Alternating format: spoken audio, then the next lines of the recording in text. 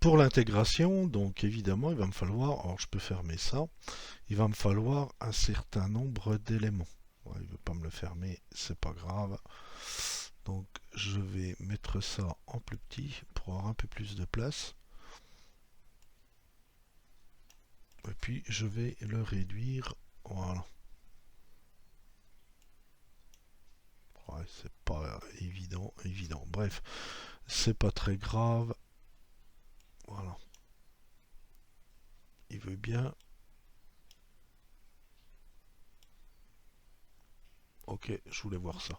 Alors, comme je vous le disais, la première chose à faire, c'est effectivement voir les structures dont vous avez besoin. Alors, les structures dont j'ai besoin, ben, j'ai besoin d'une bataille, puisque mon formulaire représente une bataille. Donc, une bataille, c'est composé de quoi? Donc, un ID, on s'en fiche, hein, l'ID en auto-incrémentation dans la base de données, mais d'un nom, donc la valeur nulle que j'associerai à cet input-là, le nom de la bataille. Ensuite, j'ai besoin d'une date. Donc la date, je vais lui mettre une valeur par défaut. Donc en format base de données, pour être cohérent avec les données que je vais manipuler, peu importe, hein, il vous la mettra dans le format normal. Donc je vais mettre le 1er janvier 45 avant Jésus-Christ. Bon, il n'y a pas de moins, mais c'est pas grave, c'est simplement pour simuler ça. Et puis il me faudra le ID du lieu, c'est-à-dire le ID du lieu sur lequel je vais ramener ma bataille. Alors au départ, le ID du lieu, je peux le mettre à 0, hein, puisque je récupérerai le ID du lieu pour pouvoir le rattacher évidemment à la bataille au bon lieu. Et puis il faut que je ramène la liste des lieux, hein, donc évidemment il me faut une autre structure que je vais appeler liste, autant pour moi, liste lieu, qui va me permettre d'alimenter ma liste déroulante. Alors voilà, pour l'instant ils toussent pas. Alors évidemment, qui dit liste lieu, ça veut dire quoi? Ça veut dire qu'il faut que dans mon fichier de paramétrage, bah évidemment, j'ai pas de liste lieu pour le moment, je vais la rajouter. Alors si vous regardez le back-end, j'aurais pu mettre ça par ordre alphabétique, peu importe. Hein, liste lieu, donc sur le back-end c'est liste lieu. J'ai gardé des noms assez simples. Voilà, donc que j'appellerai via une requête Ajax. Et donc là, j'ai mes données, j'ai tout ce qu'il faut. Bon, pour le param.js, évidemment, mon programme de création, j'ai besoin que de ça pour l'instant. Alors, évidemment, là, je vais avoir deux phases, puisque mon formulaire, contrairement aux potions, il faut que quand j'arrive dessus, il faut que je l'alimente, mon formulaire. Donc évidemment, on peut utiliser soit created, soit mounted. Bon, je vais utiliser pour rester standard ce que j'avais fait précédemment, c'est-à-dire le cycle de vie created de mon objet vu. Et à ce moment-là, évidemment, je vais appeler mon service Ajax. Donc il faut que je l'importe déjà. Ajax service from, donc from, donc arrobas slash service slash Ajax service. Voilà, service. Ok, ça devrait être ok. Alors c'est bien d'avoir deux écrans parce que vous voyez à chaque fois que vous écrivez quelque chose que vous enregistrez si vous n'avez pas d'erreur, hein. Ça c'est important, hein, quand même. Alors après je vais rouvrir en grand, bon, c'est simplement pour vous expliquer et puis de voir un peu le résultat.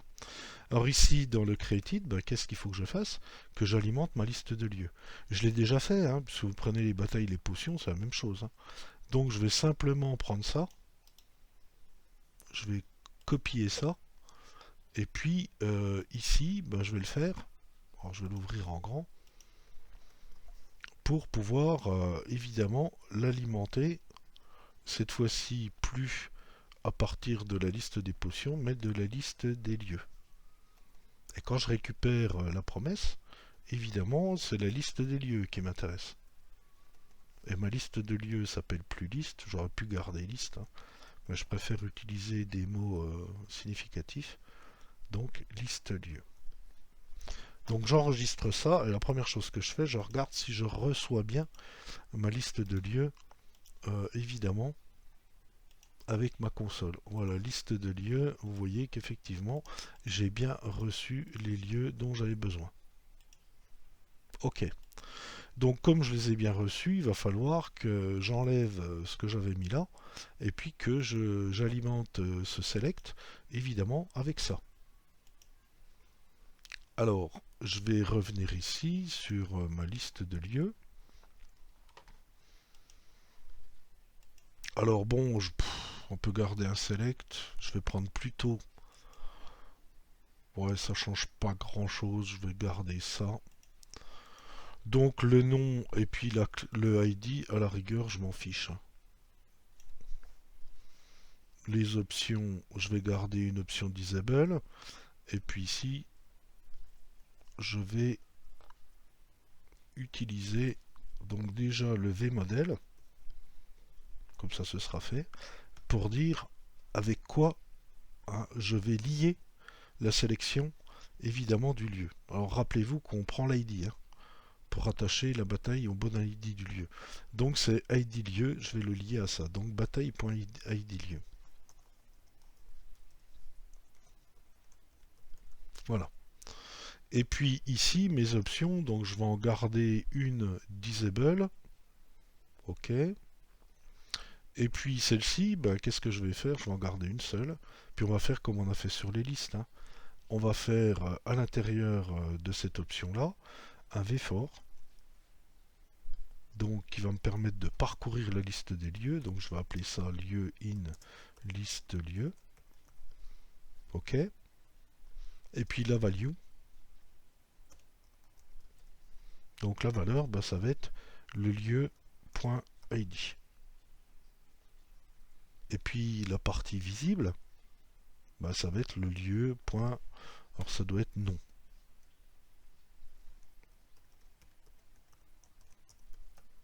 Voilà, qui me permet de récupérer.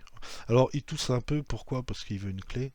Comme vous faites un vfort, bon, on va mettre sa clé. C'est lieu.id aussi.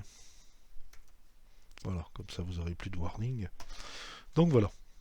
Alors évidemment, je vais regarder si ma liste déroulante, voilà, sélectionner un lieu qui est disable, puis ici j'ai bien tous mes lieux, et quand j'en sélectionne un, effectivement, il me le prend bien, et je récupérerai le ID.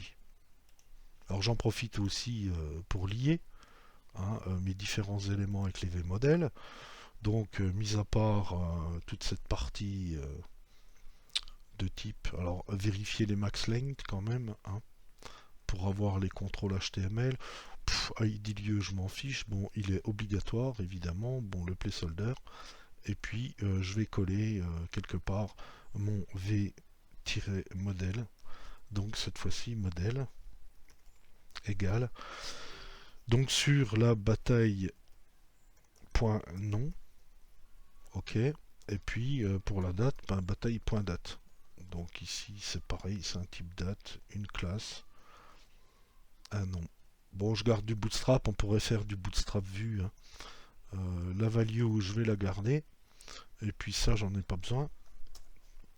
Donc je vais prendre comme vmodèle le bataille.date. Et normalement, ça devrait être bon. Donc effectivement, il tousse pas. Un petit rafraîchissement pour être sûr. Donc il me suffit maintenant d'intégrer évidemment le formulaire de création comme on l'a fait pour les potions.